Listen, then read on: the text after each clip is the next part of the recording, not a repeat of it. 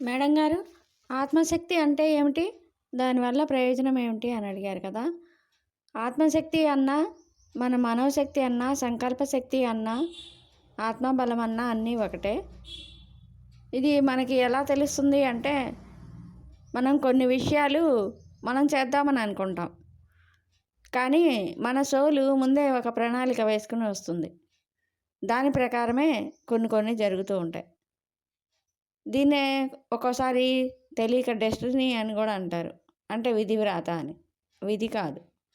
మనం జన్మ తీసుకునేప్పుడే ఈ జన్మలో ఏమేం చేయాలి అనేది వాటికి కరెక్ట్‌గా క్లియర్‌గా తెలుసు కాబట్టి దాని ప్రకారమే అది జరిగిపోతుంది. మనం అనుకుంటాం నేను అసలు ఆలోచించలేదు. ఇలా ఎలా జరిగింది? అంతా దేవుడే చూసుకున్నాడు. దేవుడి దయ వల్లే జరిగింది ఇదంతా అని అనుకుంటాం. కానీ దేవుడు ఒక సాక్షితత్వం మాత్రమే. అన్నీ కష్టాలు, నష్టాలు, ఒక ప్రణాళికలు ఏవి నిర్ణయించుకున్నా మన ఆత్మశక్తితోనే నిర్ణయించేసుకుని ఏదైతే మనం చెయ్యాలనో అనుకుంటూ వస్తామో అవి వాటి వల్లే జరుగుతాయి. మరి అవన్నీ ఎప్పుడు తెలుస్తాయి? మామూలుగా ధ్యానం అసలు చేయని వాళ్ళకి, ధ్యానం అంటే విషయం తెలియని వాళ్ళకి అర్థం కాదు.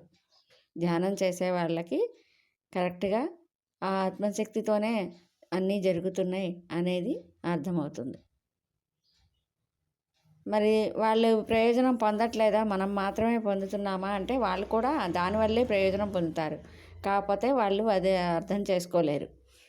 మనం ఈజీగా అర్థం చేసుకోగలుగుతాం. ఓకేనా?